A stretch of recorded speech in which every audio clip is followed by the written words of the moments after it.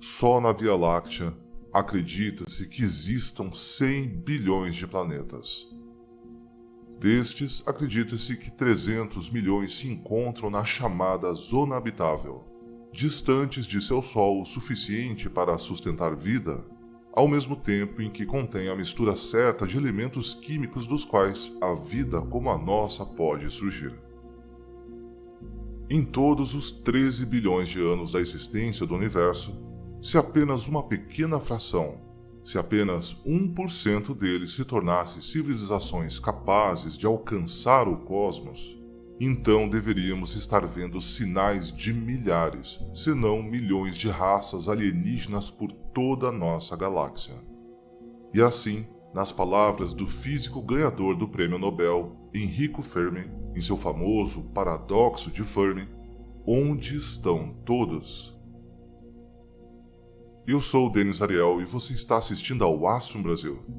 E hoje vamos explorar algumas das possíveis respostas para essa pergunta, porque embora não saibamos ao certo se os alienígenas de fato existem, algumas surpreendentes barreiras podem nos impedir de vê-los, mesmo que existam.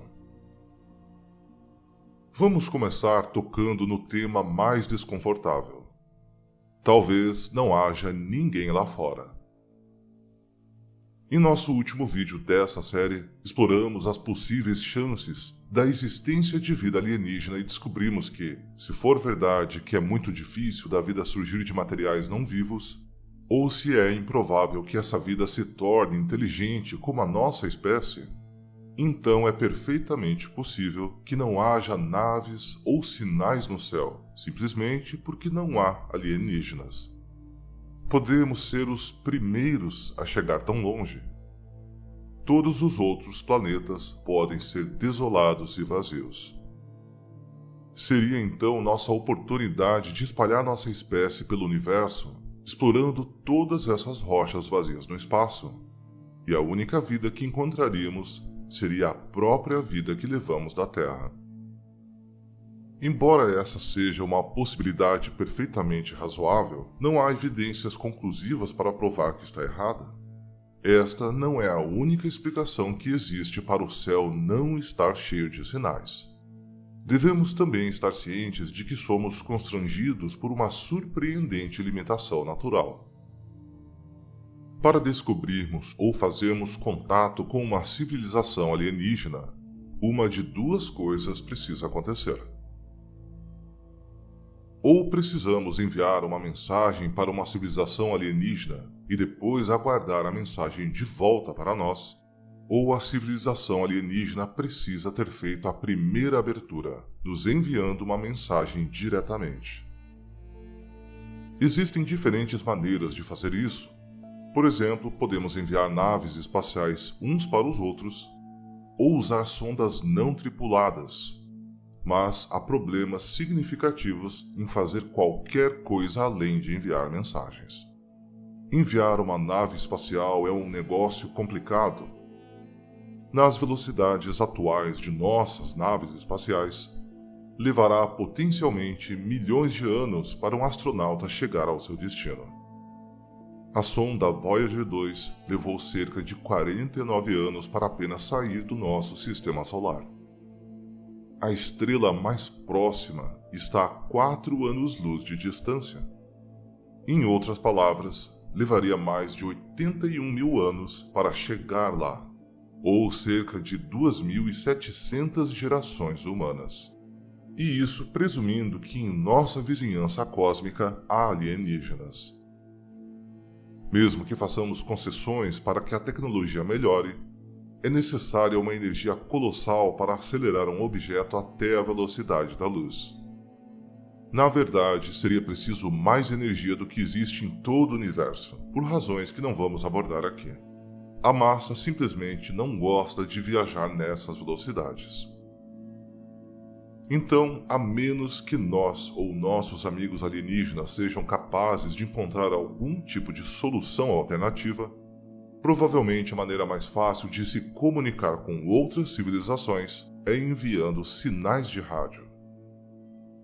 Para ser justo, não é implausível que esse limite de velocidade um dia seja quebrado. Os cientistas levantaram a hipótese de algumas coisas promissoras envolvendo mover o espaço ao seu redor em bolhas de dobra, em vez de se mover diretamente. O limite de velocidade da luz só se aplica ao movimento dentro de uma área local. Então, se é a sua área local que está se movendo, tudo bem. Temos exemplos reais disso na natureza em torno de buracos negros, algo que exploramos em outra série de vídeos. Mas até que isso se torne uma realidade científica, vamos nos ater ao fato de que é muito mais fácil enviar mensagens do que fazer visitas. É significativamente mais fácil e barato enviar ondas de luz ou rádio, tão simples quanto acender uma lâmpada suficientemente grande. Então vamos supor que assim será o nosso primeiro contato com alienígenas. Mesmo aqui, no entanto, encontramos um obstáculo. Sinais de rádio e luz são mais do que capazes de viajar em velocidades relativísticas, afinal é chamada de velocidade da luz por um motivo. No entanto, esse é seu limite, um pouco menos de 300 milhões de metros por segundo. Nenhum sinal pode ir mais rápido do que isso. E isso, por sua vez, limita o quão longe podemos ver através do espaço. Qualquer sinal nosso precisaria viajar pelo espaço antes de chegar à vida alienígena. Então, mesmo que eles decidissem responder imediatamente, sua resposta precisaria viajar todo o caminho de volta, se eles decidirem responder. Vamos imaginar que isso aconteça. Nós só inventamos o rádio em meados da década de 1890, então não conseguimos fazer isso por muito tempo. Como tal, só poderíamos trocar uma mensagem com alienígenas a distâncias de no máximo 60 anos-luz de nós. Ou seja, 60 anos para um sinal enviado por nós em 1900 para alcançar a civilização alienígena e 60 anos para um sinal de volta. Nossa galáxia tem 105.700 anos-luz de diâmetro. Então, a bolha de 60 anos-luz com a qual poderíamos nos comunicar é realmente muito pequena. Para ser justo, essa limitação desaparece se os alienígenas nos contatarem primeiro. Afinal, agora estamos recebendo luz do telescópio espacial James Webb, uma luz que viajou por 13 bilhões de anos até nós, quase desde o início do universo. Se uma civilização alienígena surgiu há cerca de 2 bilhões de anos atrás, e eles continuaram existindo desde então, isso significa que eles agora têm uma bolha de 2 bilhões de anos-luz, da qual tecnicamente poderíamos captar seus sinais. Uma civilização de 10 bilhões de anos agora teria uma bolha de 10 bilhões de anos-luz. Mas se estivessem a 10 bilhões de anos-luz de distância, e com apenas 9 bilhões de anos de idade, seriam completamente invisíveis para nós. Supondo que existam alienígenas tão distantes, por que não estamos vendo nenhum deles? Onde estão os seus sinais? Bem, essa linha de pensamento pode se basear em uma suposição errônea, uma suposição de que não houve nenhum sinal vindo das estrelas. Mas recebemos alguns sinais, só não temos certeza do que são. Vamos explorar isso com um fascinante exemplo. Em 1961, em sua busca por evidências da existência de vida alienígena, o que vale a pena notar porque abre uma possibilidade de viés de confirmação, pesquisadores da Universidade Estadual de Ohio terminaram o trabalho em um telescópio especializado chamado Big Ear. Era do tamanho de 3 campos de futebol e funcionava de maneira semelhante aos telescópios modernos, pois capturava sinais usando seu grande espelho em uma extremidade e os refletia através de espelhos menores na outra extremidade, para 2 receptores no centro, onde os resultados então eram processados. Você pode notar que esses pratos de captura são apenas antenas, não espelhos verdadeiros. Isso ocorre porque o Big Ear era um radiotelescópio. não estava tentando captar luz visível. A maneira como o Big Ear funcionava significava que era mais limitado em seus movimentos do que um telescópio que podia girar em qualquer direção. O Big Ear só podia inclinar seu refletor primário para cima e para baixo, o que significava que estava um pouco limitado a apenas captar sinais de um ponto em uma faixa estreita de espaço em um dado momento. Isso era mais barato e mais fácil de projetar. Mas os projetistas tiveram uma ideia que os permitiria contornar as limitações do Big Ear. Eles construíram o telescópio na orientação certa para acompanhar a rotação do planeta da esquerda para a direita, com a Terra girando para um lado e com seu refletor inclinável ajustando ao longo do outro eixo. Com paciência suficiente era possível apontar o Big Ear para qualquer ponto do céu noturno.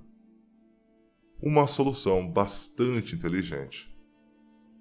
A direção da antena do Big Ear varria o céu noturno em grandes arcos circulares, tentando detectar quaisquer sinais incomuns para os quais não tivéssemos uma explicação natural. E em 1977, o Big Ear encontrou algo. Em 15 de outubro, um pulso de ondas de rádio de 72 segundos de duração foi detectado, 30 vezes mais poderoso do que qualquer coisa que o Big Ear tivesse ouvido antes do ruído de fundo do universo. Era tão fora do comum que o pesquisador que o encontrou escreveu "Uau" no registro impresso, dando-lhe o nome histórico de Sinal Uau. Era incrivelmente uniforme, aumentou de intensidade, atingiu o pico e depois caiu novamente em um movimento suave, diferente das flutuações erráticas encontradas na radiação cósmica de fundo. Isso indicava que o que quer que tivesse feito o sinal estava sendo transmitido de forma consistente, como o feixe de um farol varrendo as estrelas e nós daqui da Terra virando para olhar para ele e depois virando para longe novamente. Mas o sinal não era consistente. Devido ao design do Big Ear, os pesquisadores tiveram que esperar alguns minutos antes que a segunda orelha do radiotelescópio se movesse para olhar para aquele trecho específico do espaço, de onde o sinal UOL veio. E quando voltaram ao trecho, o sinal havia desaparecido. Desde então, até hoje, apesar de diversas tentativas, nunca capturamos outro sinal UOL vindo daquela região do espaço. Então, o que era? Uma falha na maquinaria do Big Ear? Um cometa de passagem que lançou uma explosão momentânea de sinais? Ou uma civilização alienígena tentando se comunicar? O fato é que não sabemos. É possível que o sinal UOL tenha uma explicação perfeitamente natural. Afinal, quando os pulsos regulares e consistentes de raio-x dos pulsares foram descobertos, algumas pessoas pensaram que eram alienígenas tentando se comunicar antes que a explicação real fosse encontrada. Talvez um dia encontremos outro sinal UOL e veremos que não era nada de origem alienígena. Mas há um ponto técnico que precisa ser mencionado aqui. Se eu fosse o cientista responsável, apontaria meu telescópio para o ponto no céu de onde veio o sinal UOL e esperaria para ver se mais alguma coisa vinha de lá. Senão, outro sinal poderia entrar e eu não perceberia. Mas considere a forma como o Big Ear foi construído. Ele gira apenas com a rotação da Terra. Fisicamente, não pode ficar olhando para o mesmo lugar por mais de alguns momentos. Como tal, não temos ideia se mais sinais vieram dessa região do espaço ou não. Centenas de sinais poderiam ter chegado nas próximas horas, incluindo uma apresentação completa de uma orquestra. Mas como o Big Ear não estava ouvindo naquela direção por mais de um momento no dia, poderia ter captado apenas uma única nota musical.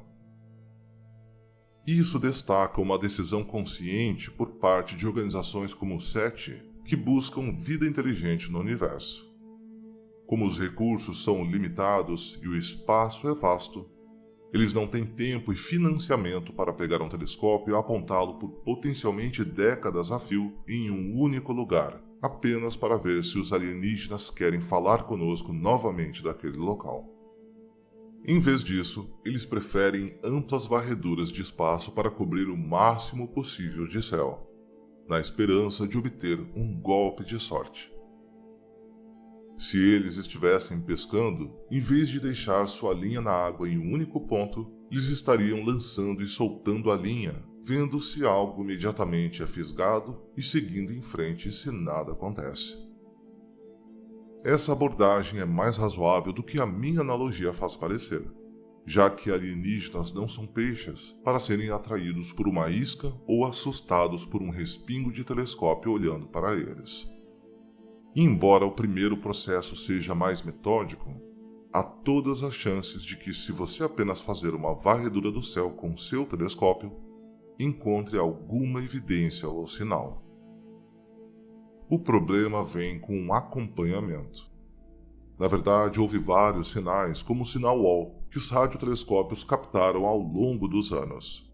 Explosões estranhas e incomuns para as quais não temos uma explicação. Mas, como não estamos focando neles e acompanhando minuciosamente ao longo de anos de estudo contínuo e dedicado, estamos perdendo muitas informações e, como resultado, acabamos com conclusões mais fracas. O que nos leva à nossa conclusão. Talvez não estejamos vendo alienígenas simplesmente por causa do nosso método. Claro, essas são apenas algumas das muitas teorias possíveis. Para esse vídeo, tentei focar em algumas das limitações técnicas para encontrar sinais de vida alienígena. No entanto, existem outras explicações mais baseadas em teorias que se apoiam mais na especulação. Elas são fascinantes e nos dão insights interessantes sobre a nossa própria civilização. Então, se você gostou desse assunto, eu os abordarei em outro vídeo. Você acha que existem alienígenas no céu noturno? Se sim, por que você acha que eles não falaram conosco? Deixe suas ideias e comentários abaixo.